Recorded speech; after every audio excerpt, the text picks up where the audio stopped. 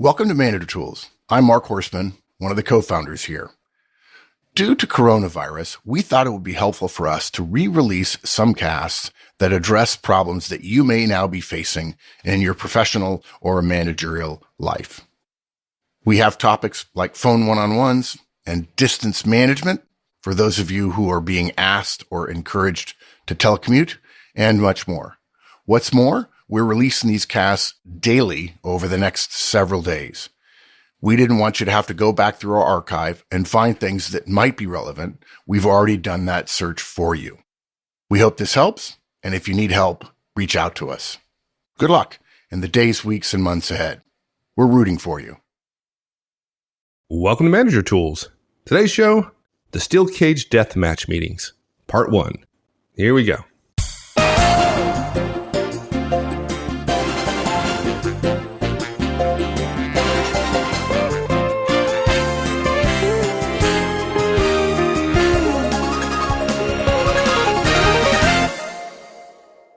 Well, we've mentioned the Steel Cage Deathmatch meeting before in passing, but this is probably one of those things that it doesn't happen all that frequently, but when it does, it's important and you want to be prepared. So this probably absolutely does deserve its own guidance.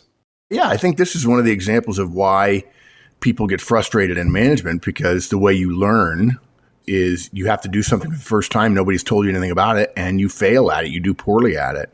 And that's true of a lot of things we do in our lives. But when it comes to management, it affects our career.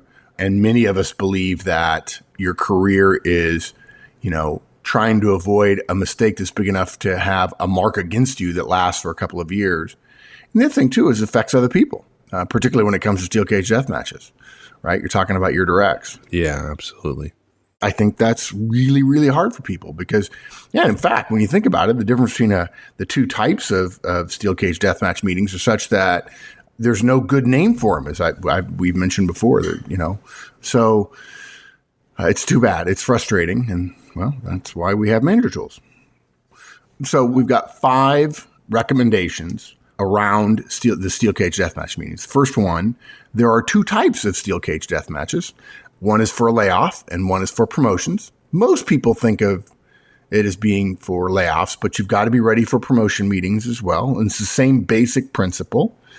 And the big principle is, number 2, in both cases, preparation wins the day. That's the key. Being prepared for these meetings is the way you're successful in them. If you're not prepared, if you're not ready, if you don't know what's going to happen at all, you don't even know why you're being called into your boss's office with all your peers, you're in trouble. Somebody else has already done the work they need to do to get their people what they want. Then we'll talk about the 2 types of preparation you need to do. One is about data about results. This is where so many people stumble. They just want to tell their friends, oh, Bob, he's good. And then the second type of preparation is relationships. You not only have to know what your people have done and how well they've done it, you also have to know your peers and your boss well enough that they can hear you when you tell them how good your folks are. And then lastly, we're going to talk briefly about a documentation technique that I really like. We won't go into it fully, but we want everybody to know about it because it's an easy way to capture the preparation, and that is something called the baseball card. We've talked about that. I think we've alluded to it before, but we've never described it in any great detail. We're not going to do it in great detail here, but at least want you to know this would be a great chance to use it, and we'll sketch it out for you so that you could at least come up with something that would be efficacious for you in a steel cage deathmatch meeting. Good.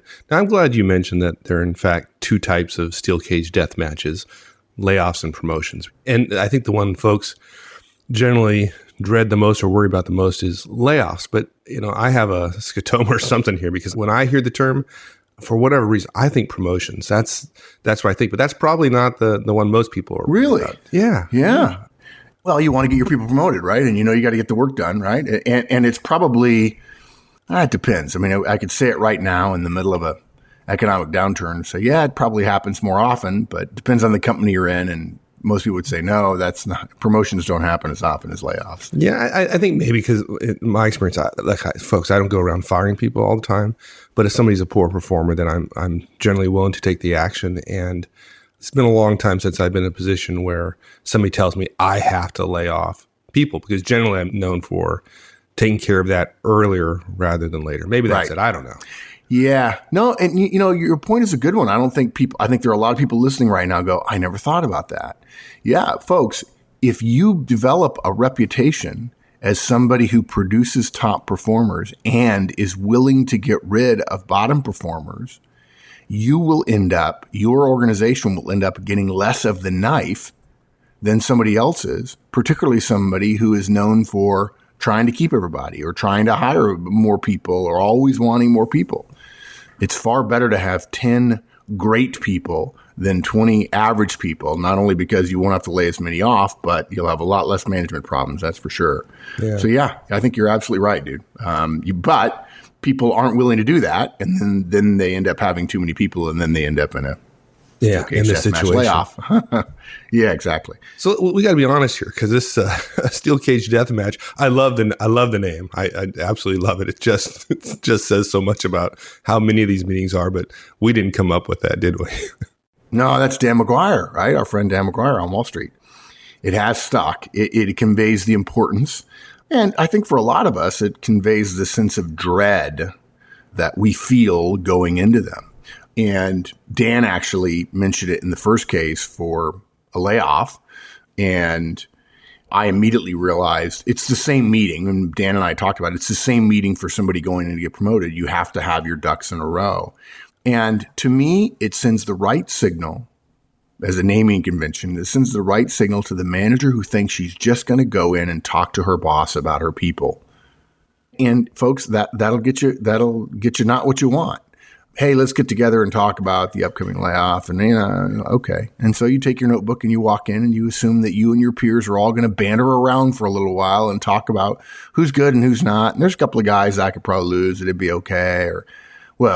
Then there's the really naive manager who says, well, everybody knows I'm not going to lose anybody. I mean, my team's too important. We're all busy. And it's, yeah, geez, you just like walking to slaughter, right? It's our name and it comes from Dan. There really is no official name for these meetings that cuts across all industries and so on. And because of the nature of the meetings, I don't think there'll ever be an official name for it. The closest thing to it that I've ever experienced on the upside is a Series C meeting, an executive level meeting at GE where sit down and go over the top 200 or 500 people in the organization and essentially evaluate them, talk about who's good and who's not good and why they're doing well and what needs to change and so on. So we named it for a reason. Thank you, Dan. In order to convey to you the sense of importance, this is not a trivial meeting. If you're expecting a layoff or a discussion about a promotion and your boss says, let's all get together and talk about our people, we have to do some rationalization. We have to do some balancing. Let's take a good hard look, folks. If you think you're going to walk in there without being prepared and get what you want, you're smoking crack. It's not going to happen. You've got to be better than that. And that's what this cast is about. So let's take a minute, though. Let's talk about each of the two types, just so we're clear about this. You said this is the one you think about, the promotion steel cage deathmatch meeting. But I think that's the one people miss. They just don't see it as important. It's not the one I think that scares people the most. Yeah, I think that's true. Yeah, but it is important in terms of your career, in terms of your ability to get your people promoted. I've said this before to people, managers are evaluated on whether or not they get people promoted, and executives are evaluated on whether or not when their people get promoted, they do well. And I think too many managers don't realize they play a proactive role in helping their people get promoted. I wish I could help. I'm struggling to find a way to say, hey, you got to get your people promoted. And I think there are managers who tell me, rightfully so, they say, Mark, there aren't any promotions. Okay. I would argue that the really effective manager, and just so you know, when I was 23, 24, 25, I didn't know this and I didn't do it.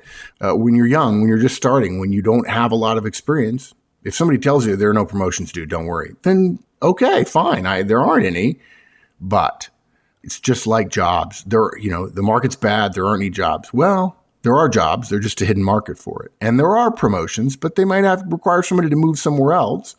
Yeah, there are no promotions until there's a promotion, right? Yeah, until there's a promotion. Exactly. You never know. And the moment there, quote, there are no promotions until there is a promotion, the moment that happens, somebody says, oh, well, that guy, it was a special case, or it was a one-off, or he was known to be ready for that job and they just found it. Yeah, that's right. His boss, her boss, got her or him a promotion. That's what happens. Or somebody leaves and an opportunity comes available that wasn't available before. It can happen in an instant, unfortunately, and sometimes for bad reasons, but got to be prepared. People assume that when the person leaves, that's when the discussion is happening. And that's not true, folks. No, the discussion is already happening long before that. It's an ongoing discussion on a regular basis about abilities and relationships and who's next.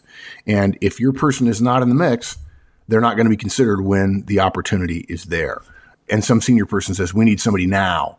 If you have to go politicking then, that's probably not good.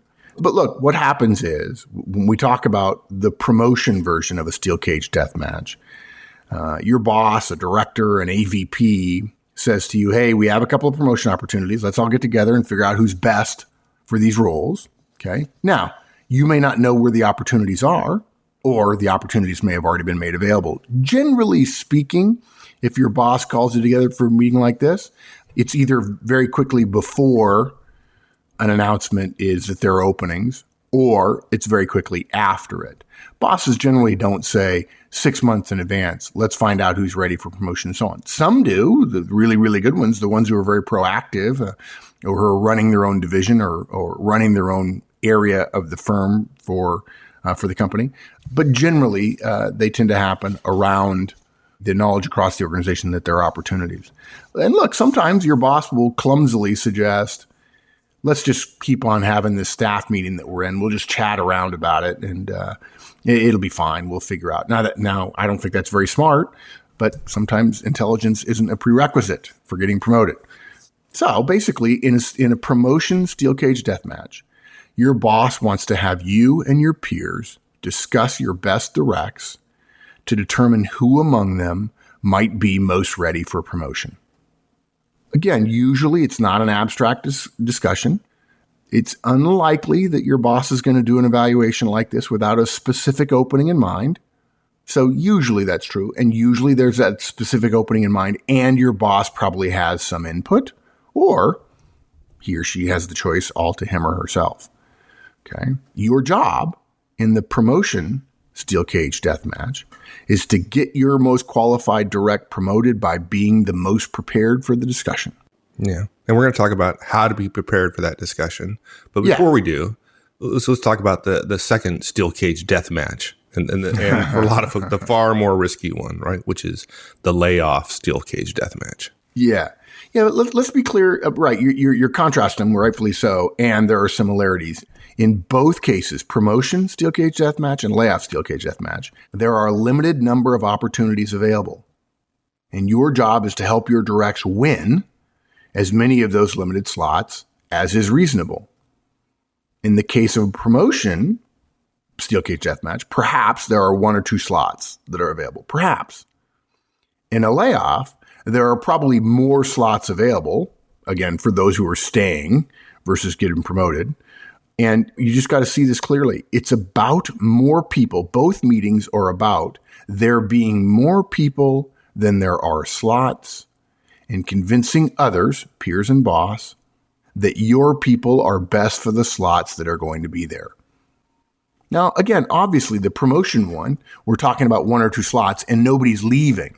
But if 3 of your people are ready for promotion and only one of them gets it and your company only promotes people once a year, dumb idea, but it happens, suddenly you've had 2 people miss out when they're ready. And that increases their risk of retention loss, right? Their departure, their turnover risk. That's right. And so you've got to do to spend all that time to help them get ready to be promoted and then to not have the ability to get them promoted. Not that you'll be able to win every time, but we want to win on the margins. That's not good. It's not effective to help somebody develop and then not be able to do the political piece. And this is political, no question about it. You know, I remember when I was 23 or 24 and said, I'm never going to do politics. Don't like politics. Just want to deliver results. Well, And then you became a manager. Yeah. And then discovered it's all political. And I know there are people who are hearing that, who are saying, oh, darn, I don't want it to be political. But folks, go back. We're about to tell you what you need to do to help your people be ready for a steel cage death match. And it's about knowing their results and then having relationships so that other people can hear you talk about the results. Yeah. And folks, you might poo-poo the idea of politics. Yeah, but it's not. That's what politics is. Relationships and communication. Yeah. Influence and persuasion, right? There you go, which are built on relationships and not on role power. Yeah. In the layoff steel cage death match, most managers think they'll become aware of the meeting or the need beforehand. And look, that makes sense. But frankly, that's not what we found. We respect it, folks. We do. We respect that many of you think, of course I'll know. I'll have a sense. It'll be in the air. Okay. But it's been our experience that even though that may be true, it is in the air. Most managers are caught off guard by the meeting request or by the discussion that your boss wants to have. Now, look, I'm not saying that you should be aware. I'm not scolding you at all. We're just saying that in our experience, managers seem to think they'll know, but that's not what seems to happen. They're aware that things aren't good or things are softer, but we're going to power through this or it's going to get better next quarter or whatever. They're okay. They have that, but then they don't flip the switch and go, the moment I start feeling that I've got to get my ducks in a row, they don't do the ducks in a row thing, if you'll pardon the expression. And their boss suddenly says to them, hey, let's sit down and let's talk about all your people because things are tight. And then you have a day maybe to get ready, and you can't have a day to get ready. It won't work. Well, it could work. And if you're struggling with that now, I know you're probably frustrated this cast is taking as long as it is, but we want everybody to understand everything that's going on so you can be ready. But if you have a week, you can get ready, at least on the first part. You can't get ready with the relationship part, but you can get ready with the data you need. Look, in a layoff steel cage death match, folks, you're fighting for the jobs that you're direct. Maybe for you, you're super connected with everybody around you. You're in touch. You're constantly sampling the way the wind blows. If so, good on you. I mean, that's good. But folks, I got to tell you, it will haunt you for the rest of your career if you go into your first one unprepared and one of your directs is lost, didn't get the promotion or didn't get to keep her job because you didn't do a little bit of preparation. And we're not saying that the more prepared manager gets to keep his entire team. We're not saying that the more prepared manager gets everybody who's ready for a promotion. In other words, you win all the slots.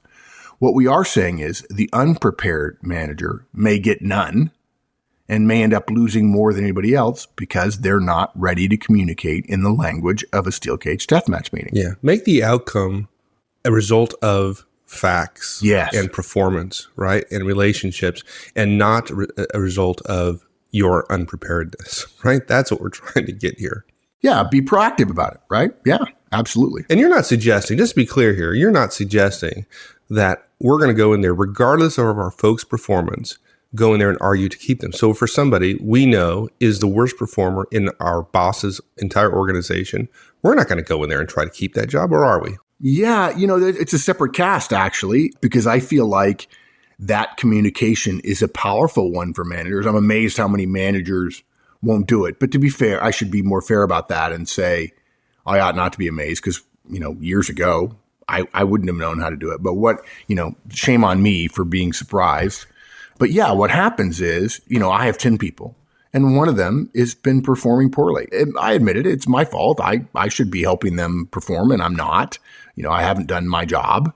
Maybe I've decided it's a bad hire or whatever. But when I go into the meeting, yeah, I'm willing to sacrifice people. Absolutely, I am. There you go. Yeah. Proactively, you'd walk in and say, look, before we even start, I'm going to put this person on the table because I haven't done my job. They're not ready. They should go. If we have to let somebody go, this should be the person. You would do that if you knew that to be the case. Yeah, I would. Actually, it's a little bit more subtle than that. Yeah, because this is a bad word, and I want to apologize in advance for it, but I'm going to use a verbal shorthand here because there's some horse trading that's going to go on. Okay. As crass as it sounds, folks, there's a currency in these meetings, and the currency are people. depending upon the organization and depending upon the size of my organization relative to my boss's organization and so on, I probably wouldn't go in and immediately sacrifice unless I had close relationships with my peers and they would see that as me being professional. That's not always true. Right. I've worked with groups where my peers would say, well, that makes it easy. You know, he's basically said, well, Mark had 10. He's willing to sacrifice 2. So what they would say is, Mark probably wants there to be 8 that are certain for him. But all that means to me, if they don't have a good relationship with me, is now he's starting with 8. Right. And if I can get him down to 6, that means he's lost 4. And that may keep 2 of my people on my team. And look, there are peers of yours who are like that. And if I don't have a good relationship with them, that may be the case. Right. If you did the way I talked about it, you would basically say, hey, these 2 people that are not good performers, and I probably should have fired a long time ago, they're gone anyway. And then everybody else just suggests that the baseline has changed. Now, instead of 30 people, there's 28 people to talk about. Yeah. So, but now let's say you and I worked for Dan. Okay. Dan would not like that very much. He'd like you, but he wouldn't like me. But if you and I worked for Dan and we both knew this was coming, Dan said to us, okay, look, guys, we got to have a steel cage deathmatch. Get ready. Okay. We're ready anytime. And he says, okay, how about Tuesday at 4? Okay, great. I'd probably come over to your desk and go, look, I think the number is 5. We've got a total of 33 people between us. The number is 5.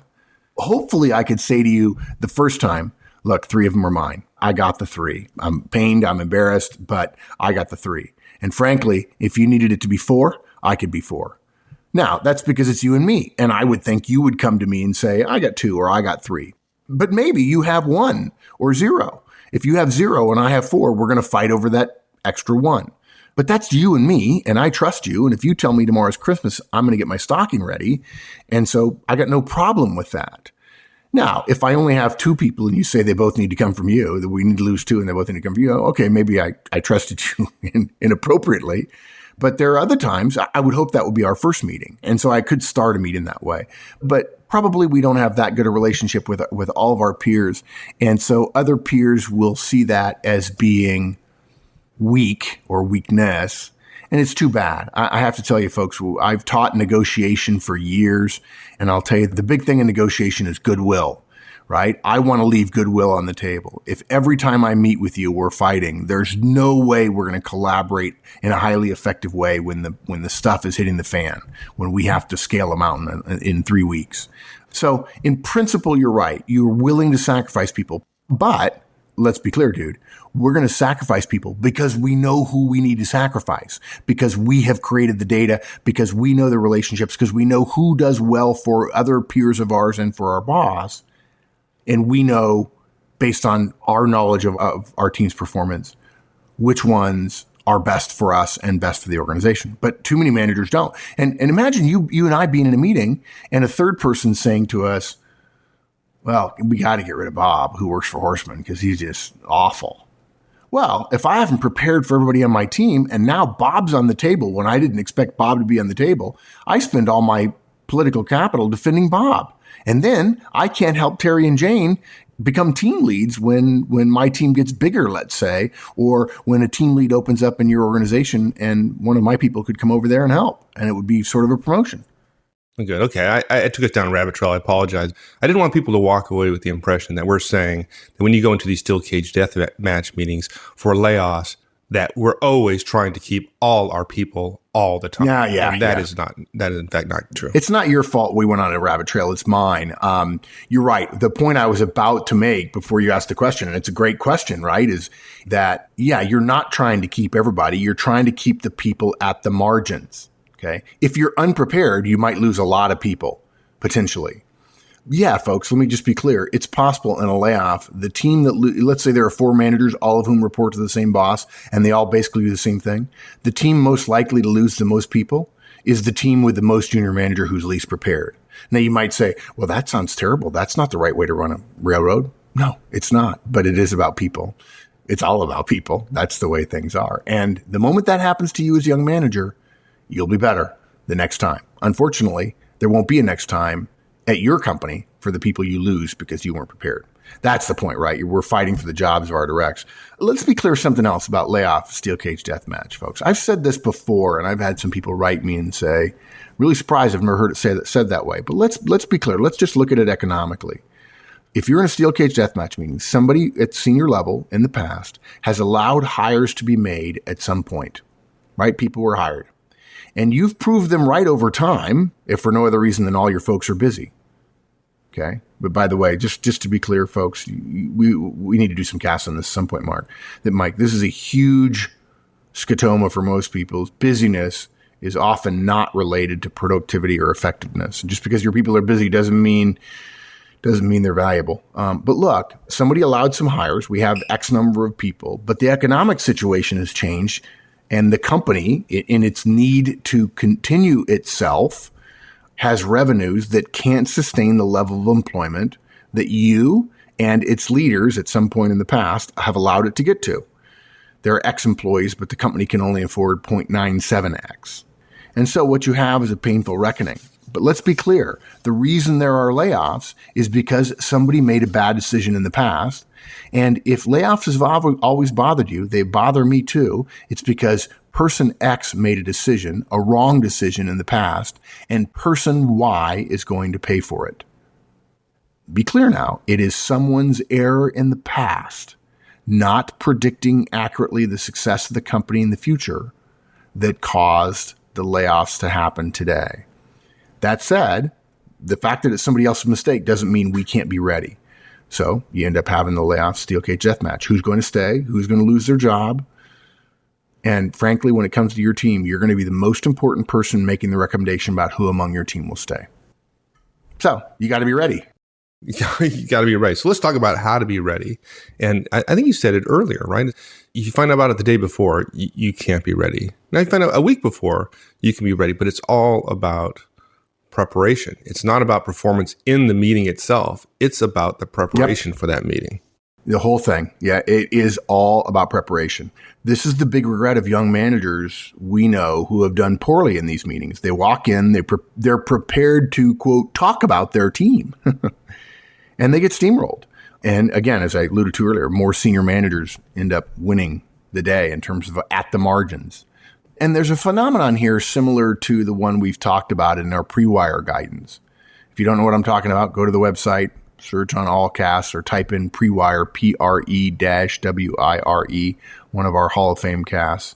Managers go into meetings and watch a fellow manager nail a presentation, getting everything they want. And some of us mistakenly think that it was because of a wonderful presentation. But of course, it wasn't that. It was because of the work they did beforehand, making sure everybody was on board in advance, having briefed everybody individually. The same thing is true with steel cage death matches. You have to have your ducks in a row in advance. You have to know what matters, and you have to know who what matters to. That's what this cast is about, getting ready for your steel cage death match. Now look, each steel cage death match is meeting. Some managers say, let's just go around the horn. Who's going to stay? Who's going to go? Let's offer up some, it sounds terrible. There's dark humor in them. And even at very professional companies, who's on the block? And, let's find out how many people could you lose right now? And look, every senior manager I know who starts the meeting by saying, who could you lose right now? What they want is they might have a number of 5, and when they go around the horn, they discover there's 7 people they could lose. Okay, less angst in the meeting, right? And there's nothing wrong with that if you're ready. Then you know how to talk about things. So there's no template. More senior people do it differently. But that said, we will put out a template for how we recommend you do it if you're the director or you're the VP. So we can't tell you exactly what's going to happen in your meeting specifically.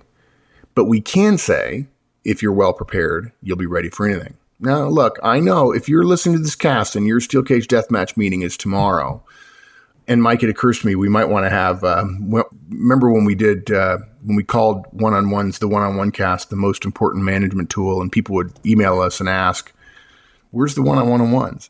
We may want to be more clear about what steel cage death matches are in the title of the cast or something. Yeah, maybe. Steel cage death match is definitely inside baseball. But yeah, you need to be ready for anything.